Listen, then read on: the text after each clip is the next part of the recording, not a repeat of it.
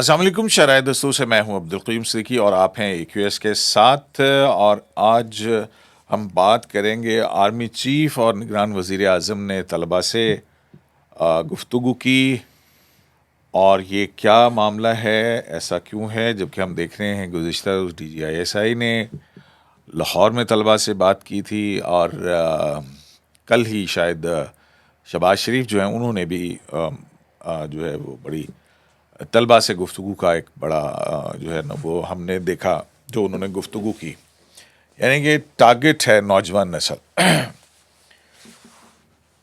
تو یہ ضرورت کیوں محسوس ہو رہی ہے نوجوانوں سے انٹریکٹ کرنے کی؟ اور دوسرا موضوع جو ہے وہ ہمارا یہ ہے کہ کیا اکبر ایس بابر جو ہیں وہ پاکستان تحریک انصاف کی قیادت چھین لیں گے اور آ جائیں گے، کیونکہ اب وہ بہت زیادہ اس وقت سرگرم عمل ہیں۔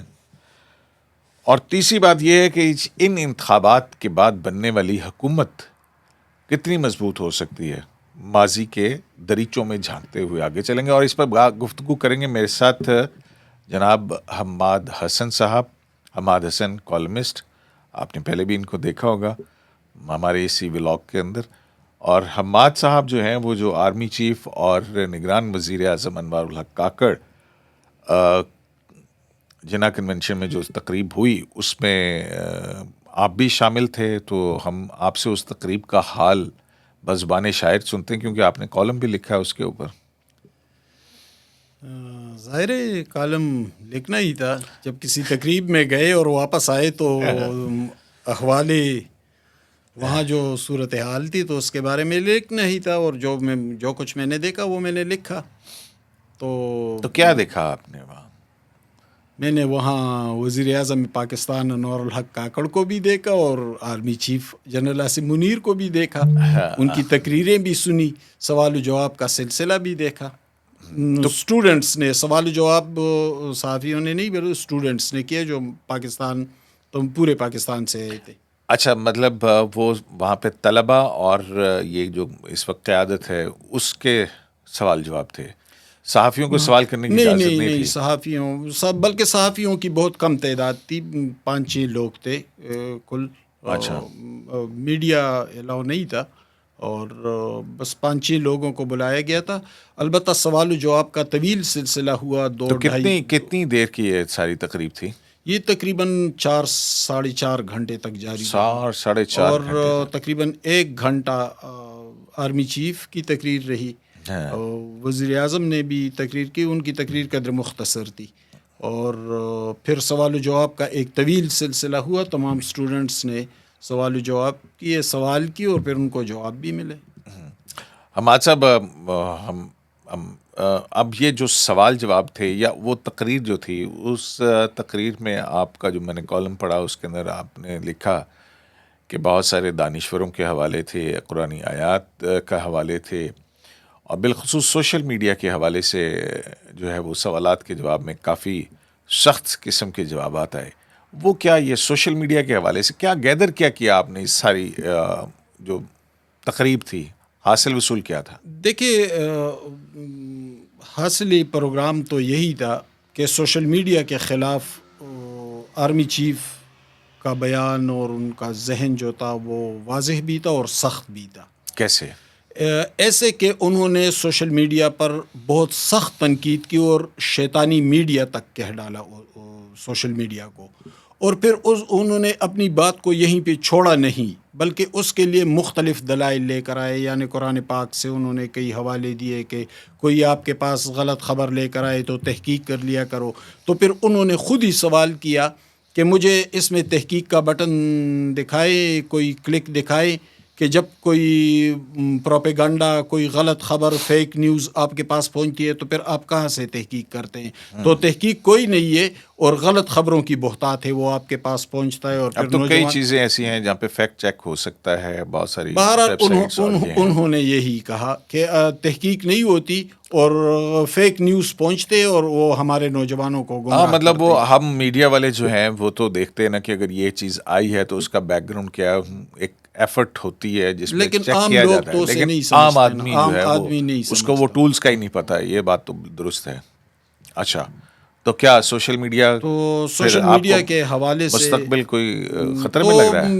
میں نے جہاں تک سمجھنے کی کوشش کی تو شاید سوشل میڈیا کے حوالے سے آنے والے دن سخت ہو، گو کہ پیکا اور دوسرے قوانین موجود بھی ہیں، لیکن کل انہوں نے جو باتیں کی اور پھر تسلسل کے ساتھ شیطانی میڈیا اور فیک نیوز، پروپیگنڈا، بچوں کی گمراہی جیسے سخت بیانیہ تھا ان کا، تو اس سے میں نے یہ نتیجہ اخذ کرنے کی کوشش کی کہ شاید آنے والے دنوں میں سوشل میڈیا کے حوالے سے سخت پالیسی اپنائی جائے گی۔ تو جو نگران وزیر اعظم کاکڑ صاحب تھے انہوں نے کیا کہا؟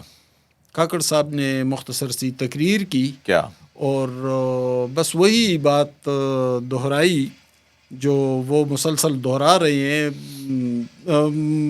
مسائل پر گفتگو کرنے کی بجائے دانشور بننے کی زیادہ کوشش کی۔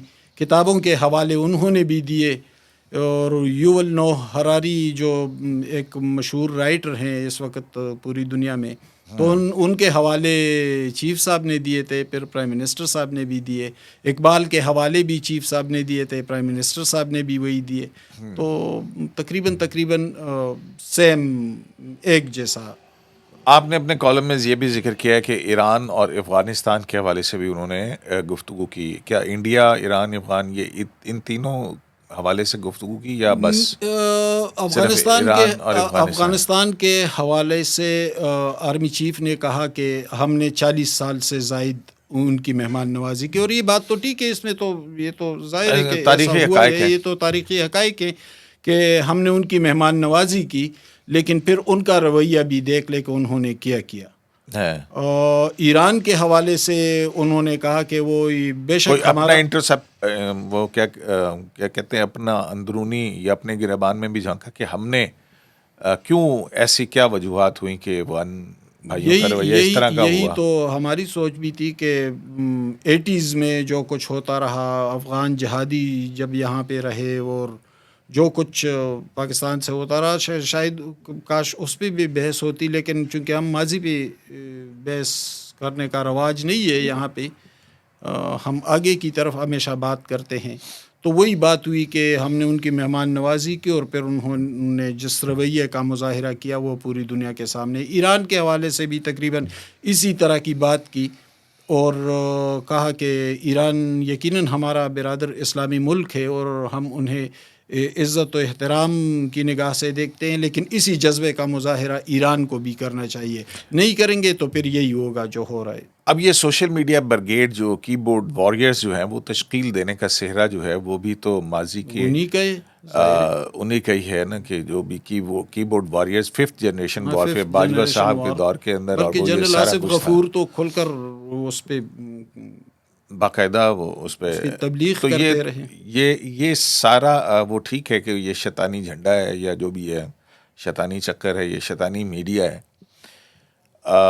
تو اس حوالے سے اپنی طرف بھی کوئی بات کی انہوں نے کہ دیکھیں سوشل میڈیا پر جو کچھ ہو رہا ہے اس سے تو ہر کوئی تنگ ہے، یقیناً اس پر بد زبانی، بد کلامی، اور وہ پھر وہ ایک سیاسی عمل سے ہو کر سوشل میڈیا کی طرف بڑی، اور پھر وہ ایک اب تمام پولیٹیکل پارٹیز نے اپنے اپنے سوشل میڈیائی ونگ بنا لیے ہیں، اور پھر وہ جب جیسے ہی کوئی مخالفت میں کوئی بات آتی ہے یا کوئی آپ مخالفت میں بات کر دیں، اس کے بعد جو ہے وہ گالیوں کا ایک تمار بن جاتا ہے، آپ مخالفت میں بات کریں تو پھر اسی طرح ہو جاتا ہے، اور یہ تمام جماعتوں کی طرف یہ سرایت کر گیا۔ لیکن سوال اہم یہ ہے کہ جنہوں نے یہ کام شروع کیا تھا ان کے بارے میں کیا فیصلہ ہے، تو ظاہر ہے کہ اس حوالے سے کوئی بات نہیں ہوئی، مستقبل کے اشارے البتہ ملے۔ اچھا، اور مستقبل کے اشارے میں نے یہی سمجھا کہ مستقبل میں سوشل میڈیا کے حوالے سے سخت پالیسی اپنائی جائے گی۔ تو کیا مطلب یہ 1-1.5 گھنٹے کی، اور پھر سوال و جواب میں سوال و جواب کا سلسلہ جو تھا وہ کہاں تک پہنچا؟ کیا سنا، بڑے سخت اور کڑے قسم کے سوالات بھی پوچھے گئے؟ بالکل، وہ نوجوانوں نے سخت سوالات پوچھے، لیکن جو سوشل میڈیا پر کہا جا رہا ہے کہ یہ کہا وہ، تو کوئی بدتمیزی نہیں ہوئی تھی، یعنی مہذب انداز میں. یقیناً سوالات بہت سارے وہ تو ہم بھی پوچھتے ہیں نا سیاسی لوگوں سے, دوسرے لوگوں سے, ہم صحافی بھی بعض اوقات سخت سوالات پوچھتے ہیں. تو نوجوانوں نے بھی اسی طرح کیا, بعض سوالات سخت تھے. لیکن کیا ایسے سوالات تھے؟ مطلب ایک نوجوان نے یہ سوال پوچھا کہ اظہار رائے کی آزادی پر آپ نے بہت پابندی لگائی ہے, یہ کیوں ایسے ہو رہا ہے؟ تو پھر ان کا جواب بھی دیا بڑے لائٹ موڈ میں, بڑے ہنستے ہوئے, اور پھر وہ نوجوان خود بھی تالیاں بجانے لگا. تو ظاہر ہے کہ لیکن یہ اتنے سارے نوجوان طلباء آئے کہاں سے تھے؟ یہ چاروں صوبوں سے بھی آئے تھے, گلگت بلتستان سے بھی آئے تھے اور کشمیر سے بھی آئے تھے, اور ایچ ای سی نے اس پروگرام کو ارینج کیا تھا. اچھا, ایچ ای سی نے کیا تھا. تو اس میں اور کوئی دانشور مخالف وہ نہیں تھا, بس صرف یہ دو اصحاب تھے؟ اسٹوڈنٹس تھے اور ہم 5-6 لوگ تھے, باقی اسٹوڈنٹس نہیں. مطلب اسٹیج جو تھا ان دو کے علاوہ اسٹیج پر صرف 2 کرسیاں تھیں, وہاں پرائم منسٹر اور آرمی چیف بیٹھے ہوئے تھے. اچھا چلیں, یہ تو ہو گیا. لیکن ظاہر ہے چلیں اچھی بات ہے کہ انٹریکٹ تو کرنا شروع کیا کہ کم از کم ہم سویلینس کی کیا سوچ رہے ہیں, شاید وہ اس طرف کے بھی آپ سمجھتے ہیں کہ اس کا کوئی فائدہ ہوگا اس طرح کی ملاقاتوں کا یا انٹریکشن کا؟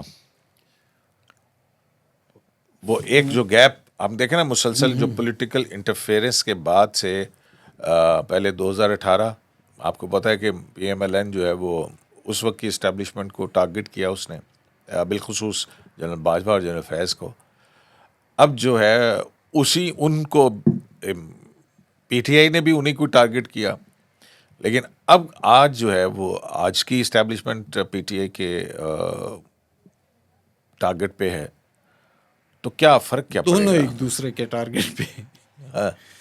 تو یہی تو المیہ ہے اس ملک کا کہ جنہوں نے نواز شریف کو ٹارگٹ کیا تھا اور پھر انہی عدالتوں نے نواز شریف کو بری کیا, تو ان ٹارگٹ والوں سے کس نے پوچھا, اور کیا ان سے نہیں پوچھا جائے گا؟ تو جب پوچھنے کا عمل آگے بڑھے گا تو پھر بلا جواز اور بلا قصور کسی کو ٹارگٹ نہیں کیا. اچھا, اب آ جاتے ہیں ہم اپنے ان کی طرف.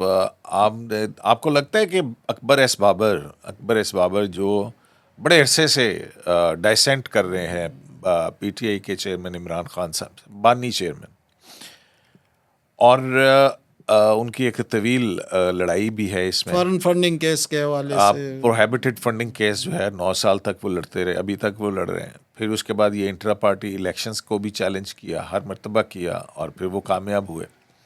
تو اب انہوں نے ایک آج پریس کانفرنس کی ہے, تو اور اس میں کافی لوگوں کو اکٹھا بھی کیا انہوں نے. آپ کو لگتا ہے کہ اکبر ایس بابر جو ہیں وہ پی ٹی آئی کی قیادت حاصل کرنے میں کامیاب ہو جائیں گے عمران خان سے؟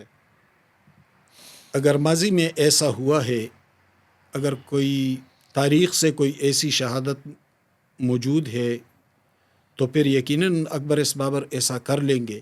لیکن اگر ماضی میں ایسا نہیں ہوا تو سیاسی لیڈروں پر مشکل وقت آتے رہتے ہیں, لیکن ان کے عوام انہیں کبھی نہیں چھوڑتے.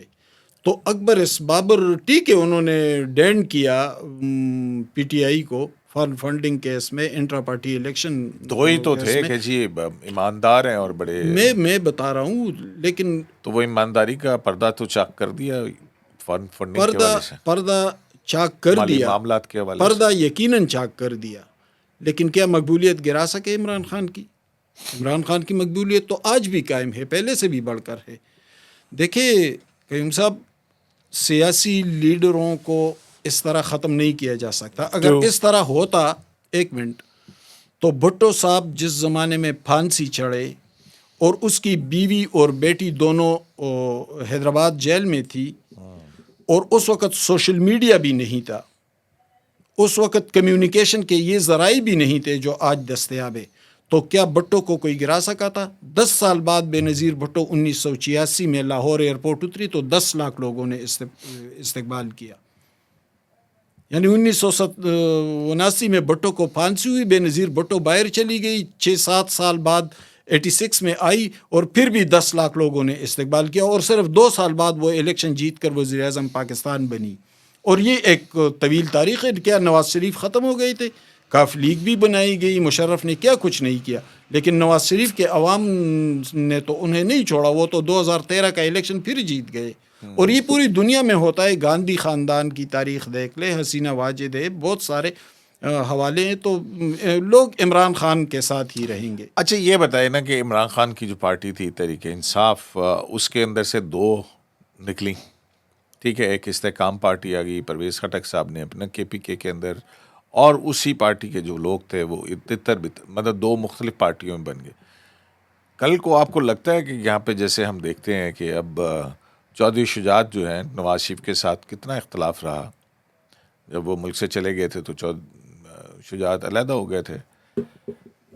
اسی طرح سے پاکستان پیپلز پارٹی کے بھی بہت ساری چیزیں ہوئی تھی, ٹھیک ہے. پیپلز پارٹی پیٹریاٹ بنائی گئی تھی نا, کہ آپ کو یاد ہوگا. بلکہ جب لیٹ 70s میں بھی کئی گروپس بنائے گئے تھے, پھر بعد میں بھی. تو پرویز خٹک اور جہانگیر ترین اگر وہ علیحدہ ہوئے, جو ہی حالات تھوڑے سے تبدیل ہو جائیں گے, پھر آپ دیکھیں گے کہ وہ دوبارہ اسی پارٹی کی طرف آئیں گے. نہیں تو عمران خان ان کو لیں گے اس وقت میں, جبکہ وہ چھوڑ گئے مشکل وقت میں ان پر. مشاہد حسین کو واپس نہیں لیا تھا میاں صاحب نے, بے نظیر بھٹو نے. وہ تو ایک تھے نا, ایک تھے تو یہ دو ہیں. اس میں کون سی بڑی بات ہے. اچھا آپ کو لگتا ہے کہ پاکستان تحریک انصاف کا مستقبل ہے اس طرح کا؟ یقیناً عوامی تائید اور مقبولیت تو عمران خان کو حاصل ہے, اس سے انکار تو نہیں کیا جا سکتا. اور اس کو جہانگیر ترین کتنا لے اوڑا, اس کو پرویز خٹک کتنا لے اوڑے, اور وہ ان سے زیادہ تجربہ کار ہیں. اچھا چلیں آخری سوال کی طرف آتے ہیں نا ہم. ہمارا اگلا سوال جو ہے وہ یہ ہے کہ جناب یہ جو 8 فروری کو آپ کو آرمی چیف اور انوار الحق کاکڑ کی جو طلباء سے ملاقات تھی اور ان میں جو انٹریکشن تھا, الیکشن کے حوالے سے بھی سوال ہوا ہوگا, ظاہر ہے آپ کو کچھ لگا کہ مجھے تو یقین ہے کہ 8 فروری کو انتخابات ہو جائیں گے, لیکن ان انتخابات کے بعد بننے والی حکومت کتنا عرصہ چلے گی؟ اگر ہم ماضی میں دیکھیں تو بہت پاپولیرٹی تھی بے نظیر بھٹو صاحبہ کی. آپ نے ابھی خود ہی 88 کی بات کی, ٹھیک ہے, 86 میں جب وہ آئیں اور پھر ضیاء الحق کے بعد انتخابات ہوئے پارٹی بیس, تو اس کے اندر وہ پرائم منسٹر منتخب ہو گئی, پہلی اسلامی دنیا کی. لیکن وہ حکومت بھی 2-2.5 سال نہیں چل سکی. پھر 1990 آئی جی آئی بنی, 2/3 اکثریت, لیکن نہیں چل سکی 2.5-3 سال. پھر اس کے بعد اگلی پھر حکومت پیپلز پارٹی کی 2.5-3 سال. اب سے 2008 کے بعد ایک کمپلیٹ ہوئی, حالانکہ 2008 کے انتخابات بی بی کی شہادت ہوئی اور وہ سارا کچھ اس کے بعد ہوئے. پیپلز پارٹی حکومت میں آئی 5 سال کی, پرائم منسٹر 4 سال, حکومت 5 سال. اسی طرح سے پی ایم ایل این کی جو گزشتہ حکومت تھی 2013 سے 2018 تک کی, 4 سال پرائم منسٹر اور پھر 1 سال کا پرائم منسٹر شاہد خاقان عباسی. تو اب جو انتخابات ہو رہے ہیں اس کے بعد آپ کو ایک سٹیبل حکومت نظر آ رہی ہے, یا پھر درمیان میں ہم کسی اور طرف جا رہے ہوں گے؟ میرا تجزیہ یہ ہے کہ حکومت جتنی کمزور ہوگی اتنی ہی اس کی مدت زیادہ ہوگی, اور تاریخی طور پر یہ بات ثابت ہے. محمد خان جنیجو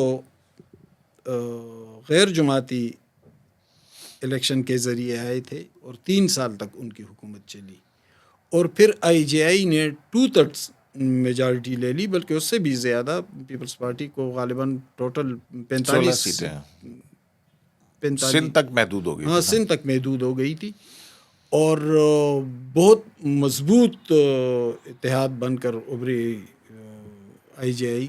لیکن پھر ان کی حکومت کا دورانیہ کتنا رہا؟ نہیں تو آپ کو کیا, میں وہی تو کہہ رہا ہوں نا کہ بھئی آپ کو کیا نظر آ رہا ہے کہ عام انتخابات کے بعد؟ یہی میں کہہ رہا ہوں کہ ایک سپلٹ مینڈیٹ آئے گی اگر پی ٹی آئی نے الیکشن کا بائیکاٹ نہیں کیا. اچھا ویسے کچھ خبریں آ رہی ہیں کہ شاید وہ اس طرف جانے کے لیے سوچ رہے ہیں، بلکہ کچھ ذرائع بتا رہے ہیں کہ سنڈے کو شاید کچھ ایسا فیصلہ اس کے امکانات ہیں. بہرحال فیصلہ نہیں ہوا ہے، لیکن پی ٹی آئی کے کچھ لیڈرز کہہ رہے ہیں کہ الیکشن کا بائیکاٹ کر دینا چاہیے، اور ان کے لیے حالات ٹھیک بھی نہیں ہے. وہ کوئی 1000 مرتبہ بھی کہے کہ لیول پلینگ فیلڈ میسر ہے، لیکن ایسا ہے نہیں. تو چلیں بہت شکریہ آپ کا حماد حسن صاحب ہمارے ساتھ جڑے رہنے کے لیے. تو جناب پاکستان کے اندر انتخابات 8 فروری کو ہونے جا رہے ہیں، لیکن اس سے پہلے فوجی قیادت نوجوان نسل کے ساتھ بہت انٹریکٹ کر رہی ہے. دیکھنا ہے کہ اس سے کیا صورتحال بدلتی ہے، لیکن بات وہی ہے، اگر سوشل میڈیا شیطانی چرخہ ہے تو 5th جنریشن وارفیئر کے لیے ٹیم تیار کرنے والے کون تھے؟ شارع دستور سے عبدالقیوم صدیقی کو ایک ویس لائف سے اجازت دیجیے. اللہ نگہبان.